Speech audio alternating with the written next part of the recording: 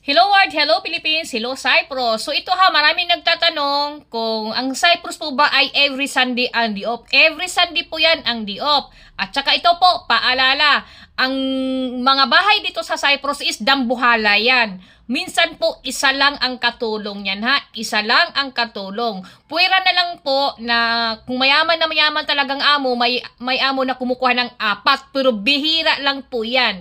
Pero, wag nyo nang pangarapin na may makakasama kayong Pilipina sa bahay. Dahil alam mo na, number 1 na yung magsisiraan kayo.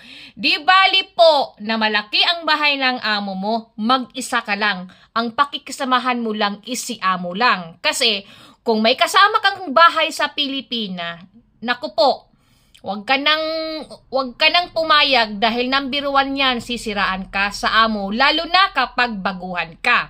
So, sinasabi ko ha, paulit-ulit, may di-off kada linggo.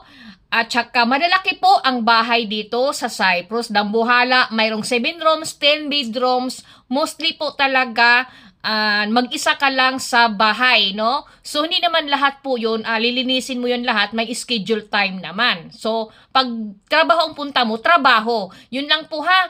Kasi baka mamaya, pag dumating kayo dito, ang lalaki talaga ng bahay dito, sobrang dambuhala talaga. So, yun lang, mapaghandaan yun na. Basta trabaho, trabaho lang. Yun lang po guys, maraming salamat po.